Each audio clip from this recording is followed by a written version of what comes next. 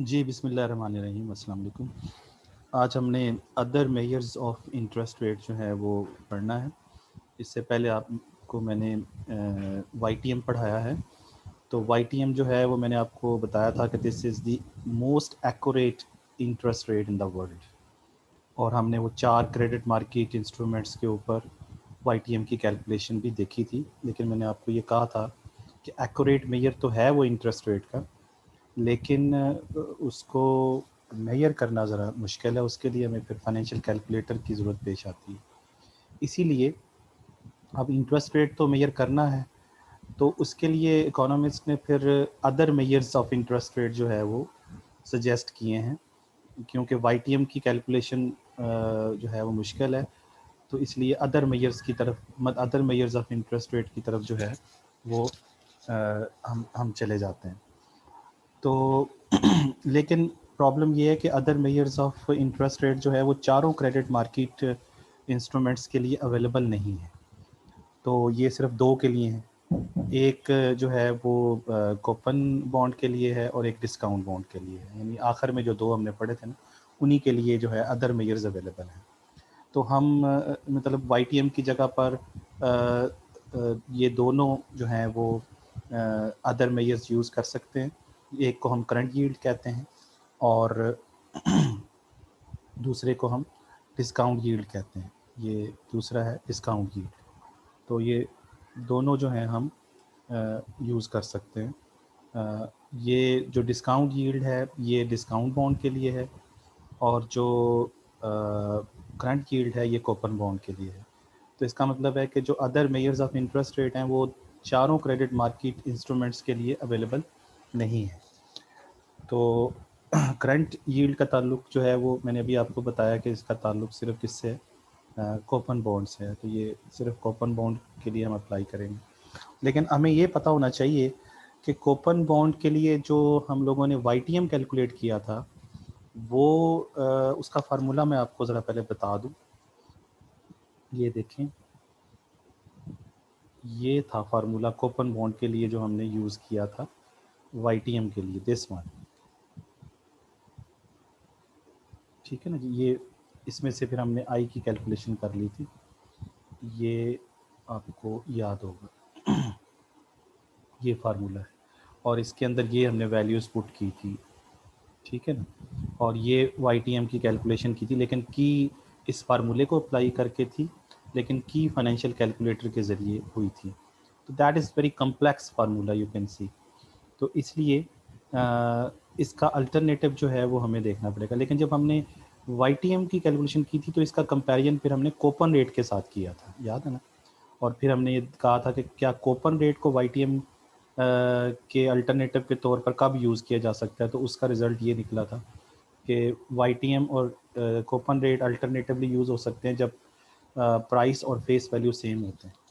लेकिन अब जो हम कंपैरिजन करने जा रहे हैं वो ये कि यील्ड टू मैच्योरिटी जो है उसको हम करंट यील्ड के साथ किस तरीके से देख सकते हैं, जो कि अल्टरनेटिव मेजर है वाईटीएम का। तो वाईटीएम कैलकुलेट करेंगे तब भी इंटरेस्ट रेट कैलकुलेट होना है, करंट यील्ड कैलकुलेट करेंगे तब भी इंटरेस्ट रेट कैलकुलेट होना है, और दोनों का ताल्लुक जो है एक ही क्रेडिट मार्केट इंस्ट्रूमेंट से है, और वो है कूपन बॉन्ड। तो अब हम ये कंपेयर करेंगे कि वाईटीएम से जो जवाब आते हैं और करंट यील्ड से जो जवाब आते हैं क्या वो सेम आते हैं या उनमें डिफरेंस है। लेकिन आसान बात ये है कि करंट यील्ड का फार्मूला बड़ा सिंपल है, और वो फार्मूला आपके सामने है कि आई सी यानी करंट यील्ड हम कहते हैं, I for interest rate, C for current. तो ये सी ओवर पी है, यानी सिंपली आपने क्या करना है, आपने कूपन पेमेंट को डिवाइड करना है प्राइस ऑफ द बॉन्ड के साथ। ठीक है ना, 2 days price of the bond के साथ। Very simple formula. तो इससे हम चेक कर लेते हैं कि क्या आता है उसमें। ठीक है, ये एक टेबल से आप देखिए इस बात को। ये वही टेबल है जो पहले हमने बनाई हुई है। ये वाला कॉलम और ये वाला कॉलम सेम है। अब इसमें सिर्फ एक कॉलम हमने मज़ीद ऐड किया, ये वाला। तो इसमें हमने यही फार्मूला अप्लाई किया, यानी सी ओवर पी करके हमने करंट यील्ड जो है वो फाइंड की है। तो आपके सामने आपको ये बात समझ में आ रही है ना। तो इसके अंदर यहाँ पे देखिए कि इसका कि जब प्राइस ऑफ द बॉन्ड और फेस वैल्यू सेम आते हैं, और यहाँ पे वो एग्जांपल वही है कि फेस वैल्यू कितनी है, ये लिखी हुई है $1000, और प्राइस ऑफ द बॉन्ड जो है वो वेरी कर सकती हैं, 1200, 1100, 1900, 800, ये 3, 4, 5 ली हुई है ताकि आपको समझ आ जाए। और अगर यहाँ देखें ये प्राइस ऑफ द बॉन्ड भी 1000 हो और फेस वैल्यू भी जो है 1000 हो, तो उस वक्त यानी YTM का आंसर और करंट यील्ड का आंसर सेम आता है। यानी ये कंपैरिजन हो रहा है करंट यील्ड का यील्ड टू मैच्योरिटी के साथ, तो इसका मतलब IC और C दोनों सेम आंसर देते हैं।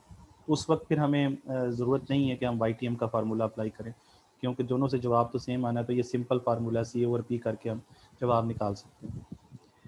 दूसरी तरफ देखें तो आपको ये नज़र आता है कि ये जो ऊपर दो प्राइसेस हैं यानी 1200 और 1100 के अंदर, तो इस केस के अंदर P जो है यानी प्राइस जो है वो F से ग्रेटर है, क्योंकि F कितना है, F फेस वैल्यू 1000 है, तो 1200 जो है वो 1000 से ज़्यादा है, 1100 भी 1000 से ज़्यादा है। तो उस सूरत में आप ज़रा चेक करें तो आपको नज़र आएगा कि यानी जब भी P F से ग्रेटर देन होता है तो उस वक्त IC की वैल्यू ज़्यादा आती है यील्ड टू मैच्योरिटी से। ये देखें ये 8.33 है और ये 7.13 है, तो ये IC is greater than I।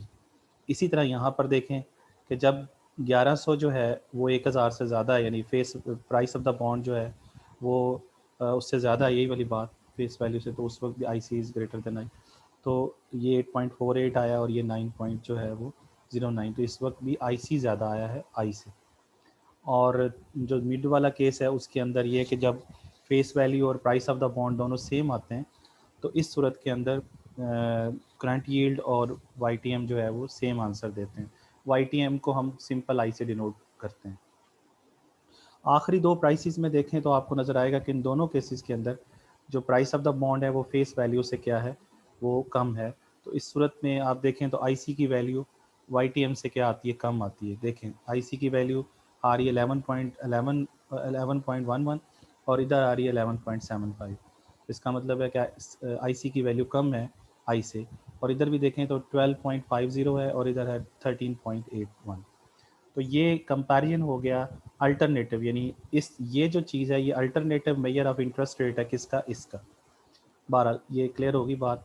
अच्छा, अब ये तीनों रिजल्ट्स जो यहाँ पे लिखे हुए हैं ये दोबारा से रिप्रोड्यूस यहाँ पे किए हुए हैं, ये आप देख सकते हैं। तो इस ये एक ही बात है। अच्छा, अगली चीज़ ज़रा और नोटिस कीजिए कि यहाँ पे देखें कि जो YTM है, एक सेकेंड इसको हटा, यहाँ पे आप चेक करें कि YTM जो है और I का रिलेशनशिप ज़रा चेक करें क्या है। तो YTM और I का रिलेशनशिप आपको क्या नज़र आ रहा है, चेक करें। तो YTM जो है वो बढ़ रहा है, देखें YTM बढ़ रहा है और प्राइस ऑफ द बॉन्ड क्या हो रही, कम। तो ये इन्वर्स रिलेशनशिप है। इसका मतलब इंटरेस्ट रेट का प्राइस ऑफ द बॉन्ड के साथ क्या रिलेशनशिप है, नेगेटिव रिलेशनशिप है। इसी तरीके से यहाँ देखें करंट यील्ड भी तो इंटरेस्ट रेट है, और करंट यील्ड अगर बढ़ रहा है तो प्राइस ऑफ द बॉन्ड कम हो रहा है। यानी दोनों तरह के इंटरेस्ट रेट जो हैं, ये भी इंटरेस्ट रेट है, ये भी इंटरेस्ट रेट है, दोनों तरह के इंटरेस्ट रेट का प्राइस ऑफ द बॉन्ड के साथ नेगेटिव रिलेशनशिप है। तो ये ऑपोजिटली डायरेक्शन में है। अच्छा, अब अगली एक और चीज़ देखें कि इन दोनों इंटरेस्ट रेट का आपस में क्या रिलेशनशिप है। तो ये पॉजिटिव है ना, कि ये देखें ये बढ़ रहा है और ये भी क्या कर रहा है, बढ़ रहा है। तो IC और I दोनों सेम डायरेक्शन में मूव करते हैं। ठीक हो गया जी। ये पहला था जो कि अल्टरनेटिव मेजर था। किसका अल्टरनेटिव मेजर था, YTM का। ये अदर मेजर्स जो हैं ये अल्टरनेटिव मेजर्स हैं। ये क्या है, ये अल्टरनेटिव अल्टरनेटिव मेजर्स हैं, किसके, ऑफ YTM। यानी YTM नहीं अगर यूज़ कर सकते तो फिर ये दो कर सकते हैं, एक ये और एक जो नेक्स्ट है अभी जो हमने पढ़ना है वो है यील्ड ऑन डिस्काउंट बेसिस, या इसको डिस्काउंट यील्ड भी कहते हैं। लेकिन मैंने आपको बताया कि 4 क्रेडिट मार्केट इंस्ट्रूमेंट्स हैं, चारों के लिए अदर मेजर्स नहीं है। इस ये जो करंट यील्ड है इसका ताल्लुक कूपन बॉन्ड के साथ है, और जो नेक्स्ट अब हम पढ़ने जा रहे हैं that is yield on discount basis, इसका ताल्लुक किसके है, डिस्काउंट बॉन्ड के साथ, उसका कूपन बॉन्ड के साथ था, इसका डिस्काउंट बॉन्ड के साथ है। अच्छा, अब फिर देखते हैं, पहले फार्मूला YTM दोबारा देख लेते हैं, डिस्काउंट बॉन्ड पे उसका क्या फार्मूला था। तो ये है डिस्काउंट बॉन्ड, और इसका जो फार्मूला हमने रखा था वो आपके सामने वो ये है कि ये चाहे लिख लें या ये लिख लें, दोनों में से मैंने कहा था कोई भी, नॉर्मली ये यूज़ करते हैं। तो इसका मतलब ये है कि YTM जो है डिस्काउंट बॉन्ड की सूरत में वो F minus P over P है, F minus P over P है, ठीक है ना। तो अब ये फार्मूला है, ये मुश्किल फार्मूला तो नहीं है, लेकिन इसका अल्टरनेटिव फार्मूला भी हमारे पास मौजूद है जो कि हम इधर यूज़ कर सकते हैं, that is yield on discount basis. अच्छा, अब इसमें इसका फार्मूला आप लोग देखें, इसका फार्मूला देखें तो ये है, ये आपके सामने लिखा हुआ है, ये इसका फार्मूला है। अब इन दोनों फार्मूलों को ये लिखा हुआ ऊपर नीचे, यानी ये YTM का है फार्मूला और ये उसका अदर जो मेजर है, ये अल्टरनेटिव मेजर है जिसको हम डिस्काउंट यील्ड कहते हैं। ये डिस्काउंट यील्ड है, ये यील्ड टू मैच्योरिटी है। तो ये IDB कह देंगे इसको, डिस्काउंट यील्ड को, ठीक है, और YTM को हम स्मॉल आई कहते हैं, ठीक है। अब दोनों में फ़र्क ज़रा देखें, दोनों फार्मूलों में। तो IDB जो है उसका फार्मूला है F minus P over F into 360 divided by 365, और इसका जो फार्मूला है यील्ड टू मैच्योरिटी का वो है F minus P over P into, और इंटू यहाँ पे एक चीज़ है जो नज़र नहीं आ रही लेकिन मैं लिख देता हूँ, 365 ओवर 365, यानी ये इंटू 1 है, इंटू 1 है, कट के ये 1 हो जाएगा। अच्छा, अब इन दोनों फार्मूलाज को हम कंपेयर करते हैं। अगर आप कंपेयर करें तो इसका मतलब ये है कि IDB के अंदर भी दो आस्पेक्ट हमें नज़र आ रहे हैं और आई के अंदर भी दो आस्पेक्ट हमें नज़र आ रहे हैं। अच्छा, दो दो दो दो चीज़ों को मल्टीप्लाई करके हमारे पास एक चीज़ आ रही। अच्छा, तो अब ये जो चीज़ है, ये अगर हम इसको सॉल्व कर लें तो इसका जवाब आता है 0.98 के करीब, ठीक है ना जी, 0.98 के करीब। और मैं वैसे आपको समझा रहा हूँ, अगर हम 0.98 को मल्टीप्लाई कर दें, यानी 2 के साथ मल्टीप्लाई कर दें, 2 इंटू 0.98 कर दें तो जवाब आता है 1.97, और अगर हम 2 को मल्टीप्लाई कर दें 1 से तो जवाब आता है 2। तो ये ज़रा फ़र्क समझिए। इसका मतलब ये है कि इस चीज़ को मैं फ़र्ज़ कर रहा हूँ 2 है, ये 2 है, और इसको भी फ़र्ज़ कर लेते हैं कि 2 है, फ़र्ज़ कर लेते हैं। तो इसका मतलब ये है कि दोनों के अंदर ये चीज़ सेम हो गई और ये बन गया 2 इंटू ये वाली चीज़, ये वाली जो चीज़ है ये 365, ये जो आपको नज़र आ रही है ये वाली चीज़, ये इसका जवाब आता है 0.98। तो इसका मतलब है कि इसका जो आंसर आएगा वो 1.97 आएगा। किसका आंसर भला? इस चीज़ का, ये बनती है IDB और ये बनता है I, और इसका जवाब देखें ज़्यादा आएगा, क्योंकि अगर हम फ़र्ज़ कर लेते हैं कि ये दोनों सेम है और ये इसका जवाब 2 है और इसका भी 2 है, हालांकि ऐसा है नहीं लेकिन फ़र्ज़ कर लेते हैं, तो ये मल्टीप्लाई हो रहा है 1 के साथ, क्योंकि ये इसका जवाब 1 आएगा। तो इसका मतलब ये है कि ये जो YTM है इसका आंसर ज़्यादा आएगा, YTM का जवाब जो है वो ग्रेटर देन आएगा IDB से। इसकी एक पहली रीज़न की वजह, या इन अदर वर्ड्स ये कह लीजिए कि IDB का आंसर जो है वो YTM से कम आएगा, या और दूसरे वर्ड्स में ये कह लीजिए कि IDB जो है उसकी वैल्यू अंडरस्टेट करेगी YTM के मुकाबले में। अंडरस्टेट मीन्स कम बयान करेगी, और उसकी रीज़न मैंने आपको बता दी। अच्छा, एक रीज़न तो ये होगी जो मैंने आपको डिस्कस कर दी। दूसरी रीज़न आप ज़रा चेक कीजिए। दूसरी रीज़न ये है कि अब दोनों का ये जो पहला पार्ट है उसको डिस्कस करें तो इसमें आपको नज़र आएगा कि F माइनस पी है, F माइनस पी, और इसके भी न्यूमरेटर में एफ माइनस पी है, तो एफ माइनस पी का मतलब होता है डिस्काउंट। ये हमने पढ़ा था ना डिस्काउंट बॉन्ड के अंदर, एफ माइनस पी का क्या मतलब होता है डिस्काउंट। तो इसका मतलब ये है कि ये डिस्काउंट ऑन व्हाट, ये डिस्काउंट ऑन फेस वैल्यू है और ये discount on purchase price today है। तो ये दोनों में आपको डिफरेंस नज़र आ रहा है, हालांकि हमने यहाँ पे इनको सेम कर लिया था, लेकिन मैंने आपको कहा था फ़र्क है। तो आप मुझे बताइए कि ये भी हम जानते हैं कि डिस्काउंट बॉन्ड के अंदर एफ़ जो है वो हमेशा पी से क्या होता है, ग्रेटर होता है, या इन अदर वर्ड्स पी हमेशा एफ से कम होता है, क्योंकि डिस्काउंट पे बॉन्ड इशू हो रहा होता है। 1000 रुपये का बॉन्ड है और आपने कितने का ख़रीदा है, 900 का, तो ये इसी वजह से तो डिस्काउंट बनता है। तो इसलिए एफ जो है वो तो हमेशा पी से ग्रेटर है। अब इसका मतलब ये है कि अगर फ़र्ज़ कर लें कि एफ माइनस पी जो है वो है 100, एफ माइनस पी क्या है, 100 है, और ये 100 है और एफ कितना है, फॉर एग्जांपल 1000 है। तो 100 को जब आप 1000 से डिवाइड करेंगे तो क्या जवाब आएगा। 100 को डिवाइड करें 1000 से तो आपके पास 0.1 आ जाएगा, है ना, 0.1। अच्छा, ये इस सूरत में होगा, और जब आप इस सूरत में करेंगे तो एफ माइनस पी तो सेम होगा, और 100 को जब आप 900 से डिवाइड करेंगे तो फिर क्या जवाब आएगा।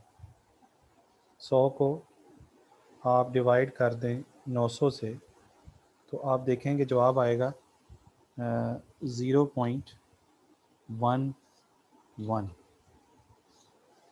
समझ आ रही बात, यानी 100 तकसीम 1000 करोगे तो 0.1 आएगा और उस सूरत में 0.11 आएगा।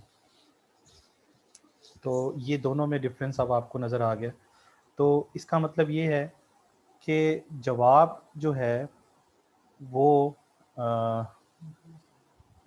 आपका जो है, जब भी डिनोमिनेटर जो है वो डिनोमिनेटर की वैल्यू देखें, एफ़ जो है वो ग्रेटर देन होता है पी से, तो जब भी एफ़ की वैल्यू ज़्यादा आएगी, एफ़ यानी जब बड़ा होगा, एफ़ बड़ा ही होता है, तो ओवरऑल वैल्यू जो है क्या हो जाएगी, कम हो जाएगी इस पूरे हिस्से की। इसका मतलब ये वाली बात भी बता रही है कि आईडीबी की वैल्यू जो है वो अंडरस्टेट करेगी। तो अंडरस्टेट करने की दो रीज़न्स आ गई, एक ये और दूसरी ये, और इसके बाद ये वाला बात और ये वाली बात जो मैंने भी आपको समझाई। तो बार ये है जी इनमें दोनों में डिफरेंस। अच्छा, अब इधर यही चीज़ आपको समझा दी गई है। अच्छा, अब ये है कि इसकी एक एग्जांपल से भी इसको समझ सकते हैं आप लोग, ये बात मैं भी आपको समझाई। फ़र्ज़ कर लें कि एक डिस्काउंट बॉन्ड है, उसकी बेस वैल्यू जो है $1000 है और आप उसको 900 रुपये में ख़रीद लेते हैं, तो पी जो है वो 900 हो जाएगा, एफ 1000, और 1 साल के लिए आपने ख़रीदा। आईडीबी की कैलकुलेशन करें तो जवाब आता है 9.9%, और अगर हम वाईटीएम की कैलकुलेशन करें तो जवाब आता है 11.1%। यही बात मैंने आपको समझाई थी कि वाईटीएम का आंसर आईडीबी से क्या आएगा, ज़्यादा आएगा, या इन अदर वर्ड्स आईडीबी का वैल्यू जो है वो कम आएगी वाईटीएम की निस्बत। तो ये दोनों में बेसिक डिफरेंस यही है। तो ये other measures of interest rate यहाँ पे ख़त्म हो जाते हैं। अच्छा, अब आगे चलते हैं। नेक्स्ट टॉपिक जो है वो है interest rate and returns. Interest rate और रिटर्न जो है उनमें डिफरेंस समझते हैं। अच्छा, ये बात ज़हन में रखें कि ये टॉपिक भी जब हम एक्सप्लेन करेंगे इंटरेस्ट रेट और रिटर्न, तो इसमें भी हम जिस क्रेडिट मार्केट इंस्ट्रूमेंट को फोकस करेंगे उसको हम कोपन बॉन्ड कहेंगे। कोपन बॉन्ड पे हम फोकस कर रहे हैं, यानी इस टॉपिक का ताल्लुक किससे है, कोपन बॉन्ड से है, पहली बात। दूसरी बात ये है कि अब ये समझना है कि इंटरेस्ट रेट जो है और रिटर्न में क्या फ़र्क है। रिटर्न जो है वो एक वाइडर टर्म है इंटरेस्ट रेट की निस्बत। इंटरेस्ट रेट भी रिटर्न है, लेकिन वो एक पार्शल रिटर्न है। टोटल रिटर्न जो है वो इसके मुकाबले में एक बड़ी जो है वो टर्म है। अच्छा, अब इसको समझते हैं कि ये किस तरीके से है। जैसे यहाँ पे पहले आपको ये बताया गया है कि जो रेट ऑफ रिटर्न हम कैलकुलेट करेंगे। Rate of return is defined as the payments to the owner plus the change in its value.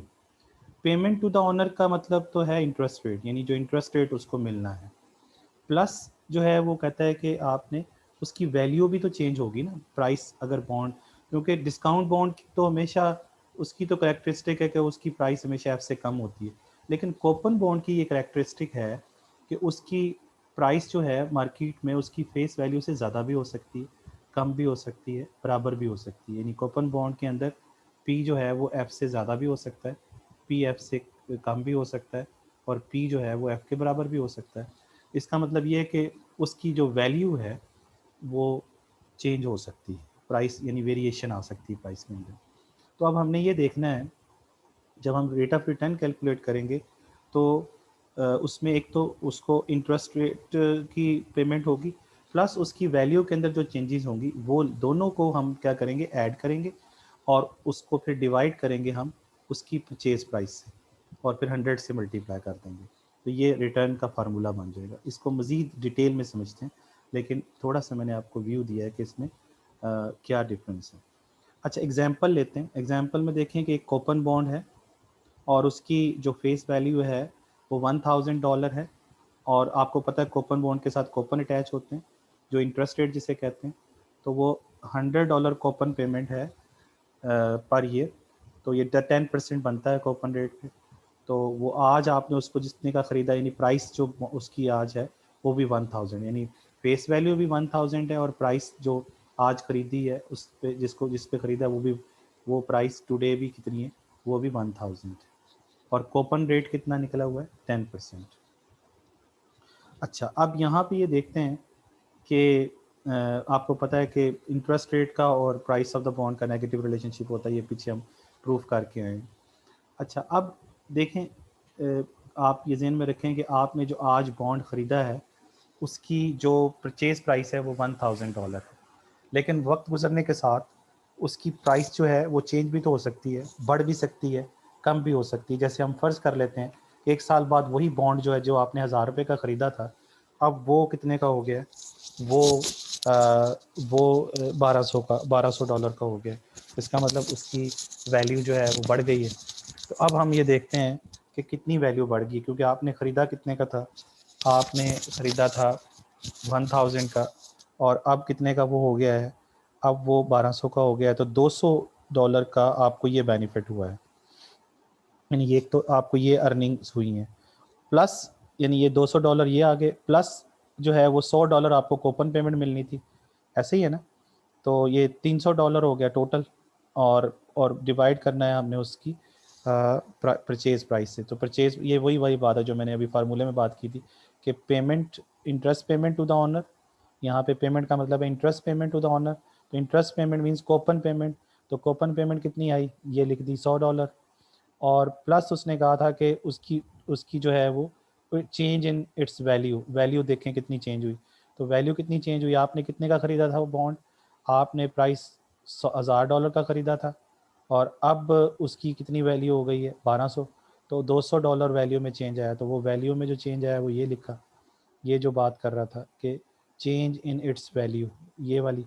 और फिर इसने कहा था कि उसको डिवाइड कर दें परचेज प्राइस से, तो परचेज प्राइस कितनी, आपने कितने का लिया था, 1000 से, तो 1000 से आपने उसको डिवाइड कर दिया, और इसका अब ये जो चीज़ निकली है ये है रिटर्न। समझ आ गई बात। इसका मतलब कि interest is a part of the return, interest जो है that is the part of return, तो 30% आपको रिटर्न मिला है इसके अंदर। इसी तरह से एक और तरीके से इसको समझ लेते हैं कि फ़र्ज़ कर लें जो आपने $1000 का बॉन्ड ख़रीदा था, अब वो कितने का हो गया है, 1 साल बाद ₹800 का हो गया, $800 का हो गया, तो उसकी वैल्यू में कितनी कमी आई है, वो आपके सामने है, $200 की कमी आई है, ऐसे ही है ना। तो फिर वही कूपन पेमेंट यानी इंटरेस्ट पेमेंट वो आ गई, $200 की कमी आई, और अब आप उसका रिटर्न निकालें तो -10% आता है। इसका मतलब ये है कि आपका इंटरेस्ट रेट तो दोनों में सेम है, इंटरेस्ट अमाउंट यहाँ पे दोनों में सेम है, लेकिन रिटर्न जो है वो देखें पॉजिटिव था पहले, अब जो रिटर्न है वो नेगेटिव हो गया है, क्योंकि उसकी वैल्यू में जो चेंजेस आई हैं वो नेगेटिवली आई हैं, ये चेंज इन इट्स वैल्यू जो हमने कहा था। ठीक है ना जी, तो ये सारी चीज़। अच्छा, अब इसी चीज़ को उसने यहाँ पे मज़ीद आपको समझा दिया फार्मूले के ज़रिए, रिटर्न का फार्मूला क्या होगा। एक तो कूपन पेमेंट आएगी जो इंटरेस्ट पेमेंट है, और ये वाली जो चीज़ है ये है वैल्यू को मेजर करने का फार्मूला। यानी ये क्या चीज़ है, इसको हम जी कहते हैं। यानी इसको जी मीन्स कैपिटल गेन और लॉस, ये हमने मॉनेटरी इकोनॉमिक्स में भी ये चीज़ डिस्कस करते हैं। यानी जी का मतलब ये है कि प्राइस ऑफ द बॉन्ड एक साल बाद, T+1 मीन्स एक साल बाद, और करंट अब कितनी है और फिर करंट से डिवाइड कर दें तो जी निकल आएगा। या ये जी की वैल्यू कुछ भी हो सकती है, यानी प्लस में भी आ सकती है, ज़ीरो भी हो सकती है, नेगेटिव भी हो सकती है, डिपेंडिंग अपॉन कि आपने जो बॉन्ड ख़रीदा है वो उसकी प्राइस जो है 1000 है, तो साल बाद भी वो 1000 ही रहे। समझ नहीं है ना। यानी PT+1 जो है, PT+1 जो है वो कुछ भी हो सकता है ना। तो PT+1 जो है वो 1200 हो सकता है, PT+1 जो है वो 1000 भी रह सकता है, और PT+1 जो है वो 800 भी हो सकता है। यानी इस करंट प्राइस से, यानी PT मीन्स करंट प्राइस से जो आने वाले सालों में प्राइस है वो बढ़ भी सकती है, सेम भी रह सकती है, और वो कम भी हो सकती है। समझ गए ना ये बात। तो इसका मतलब ये हुआ कि जी की वैल्यू भी अकॉर्डिंगली प्लस माइनस या ज़ीरो हो सकती है। तो ये जी का फार्मूला क्लियर हो गया आपको। इस पूरे हिस्से को हम जी कहते हैं। तो ये देखें, इस चीज़ को मैंने आपको कहा था कि जी कहते हैं इस वाले हिस्से को। बहरहाल इसको मज़ीद ज़रा देखें, रिटर्न के अंदर एक ये फार्मूला कूपन पेमेंट, और इसको अगर हम ओपन कर लें तो ये C/P दोनों के नीचे आ जाएगा ये, और ये चीज़ वैसे ही आ जाएगी, यानी ये वाली चीज़ जो है वो जी हो जाएगी। और हम ये जानते हैं कि C/P क्या होता है, ये करंट यील्ड अभी पढ़ के आए हैं, ये करंट यील्ड के बराबर होता है। इसका मतलब इस जगह पे हम IC लिख सकते हैं, है ना। इस जगह पे क्या लिख सकते हैं, इस जगह पे IC लिख सकते हैं, और ये क्या जी। तो रिटर्न का फार्मूला क्या बन सकता है, वो बन सकता है IC+G। समझ गए। तो यही चीज़ इधर यहाँ पे बनाई हुई है, रिटर्न का फार्मूला IC+G। ठीक हो गया जी। तो यहाँ से हमें ये समझ आ गया कि current yield plus capital gain और loss is equal to the return. और ये जो करंट यील्ड है ये इंटरेस्ट रेट है। तो interest rate is a part of the return. तो रिटर्न के दो हिस्से होते हैं, एक कैपिटल गेन और लॉस, और दूसरा इंटरेस्ट रेट। दोनों को ऐड करें तो टोटल रिटर्न बनता है। ये टॉपिक ख़त्म हो गया। नेक्स्ट टॉपिक पे आ जाइए, real and nominal interest rates. तो real and nominal interest rate जो है दैट्स वेरी इंटरेस्टिंग टॉपिक।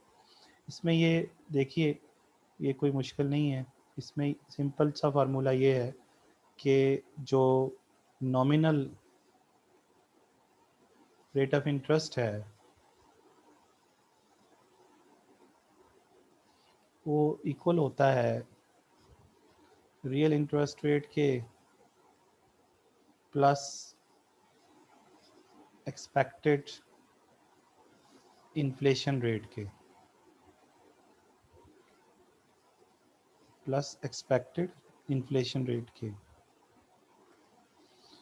तो इसके अंदर देखें तो इसका मतलब है कि जो नॉमिनल रेट ऑफ इंटरेस्ट या इंटरेस्ट रेट जिसे कहते हैं उसके दो कंपोनेंट होते हैं, एक रियल रेट ऑफ इंटरेस्ट और एक एक्सपेक्टेड इन्फ्लेशन रेट। ये जो रियल रेट ऑफ इंटरेस्ट है ये वैसे इंटरेस्ट की जब हम डेफिनेशन करते हैं तो हम ये कहते हैं कि interest is a reward which is given due to parting with of liquidity for a specified period of time.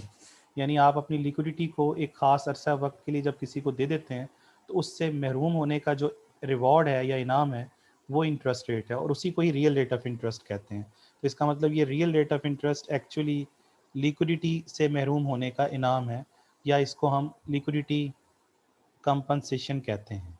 तो ये लिक्विडिटी कंपनसेशन, तो जब आप किसी को कर्जा देते हैं या पैसे देते हैं अपने, तो आपको दो लिक्विडिटी जब आप दे देते हैं किसी को अपनी, तो आपको दो तरह के लॉसेस होते हैं। एक तो आपको इंस्टेंट परचेजिंग पावर आपकी चली जाती है, तो उसका आप कहते हैं हमें इनाम दें, तो वो लिक्विडिटी कंपनसेशन है जिसको आप रियल रेट ऑफ इंटरेस्ट कह रहे हैं।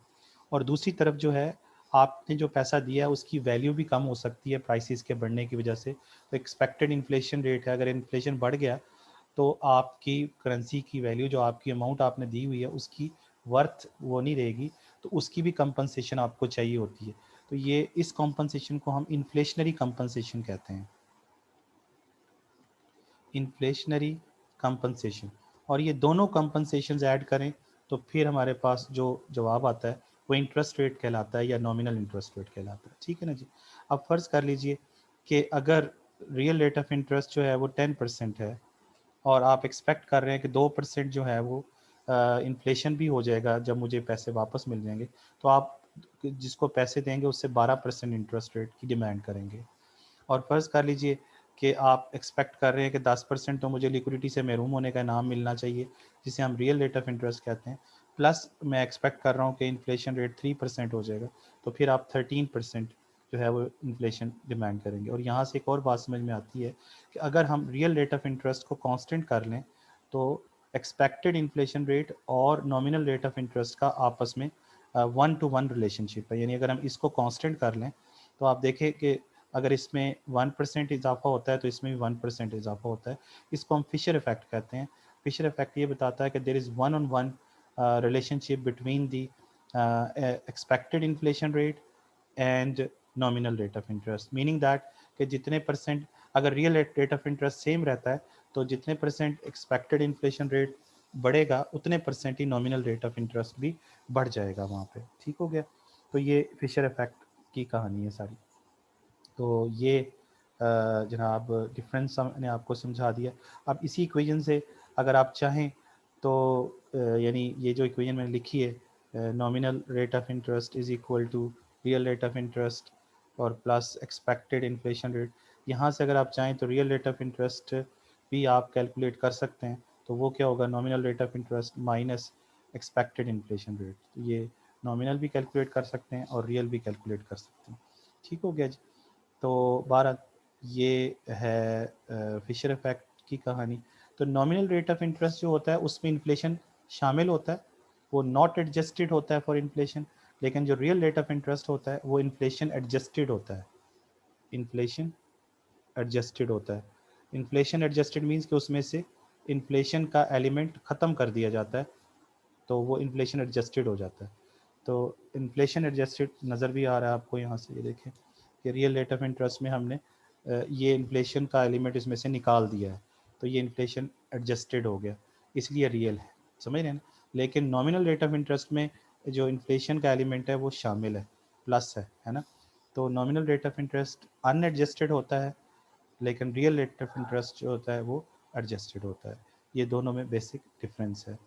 बाकी ये एक छोटी सी एग्जांपल है जिसमें आपको बताया गया है कि रियल रेट ऑफ इंटरेस्ट 5% हो और इन्फ्लेशन रेट 2% हो तो नॉमिनल रेट ऑफ इंटरेस्ट क्या होगा, वो यही इक्वेशन आप यूज़ करके जवाब निकाल सकते हैं। इसी तरीके से अगर इन्फ्लेशन रेट बढ़कर 3% हो जाता है तो ये भी बढ़ जाएगा। वही बात 1-on-1 रिलेशनशिप जो है वो बताई गई है वहाँ पे।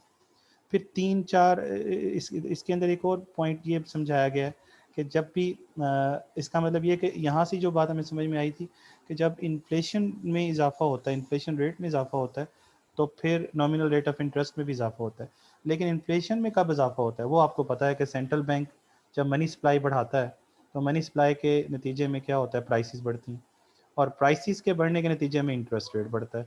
ये फिशर इफेक्ट है। और ये जो है वो क्वांटिटी थ्योरी मनी आपको बताती है कि मनी सप्लाई के बढ़ने से प्राइसेस में इजाफा हो जाता है। ठीक है ना जी। तो अच्छा एक और पॉइंट इसके अंदर ये है कि अगर फ़र्ज़ कर लें कि जो बोरोवर्स हैं यानी जिन्होंने कर्ज़ा लिया हुआ है और लेंडर्स हैं जिन्होंने कर्ज़ा दिया हुआ है, वो इन्फ्लेशन को अंडरस्टैंड कर जाते हैं।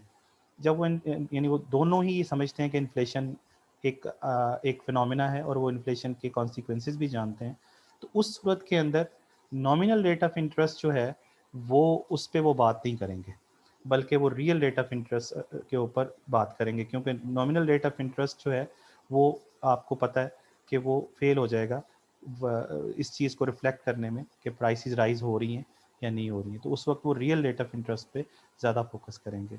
नॉमिनल रेट ऑफ इंटरेस्ट को भी समझते हैं और रियल रेट ऑफ इंटरेस्ट को भी समझते हैं।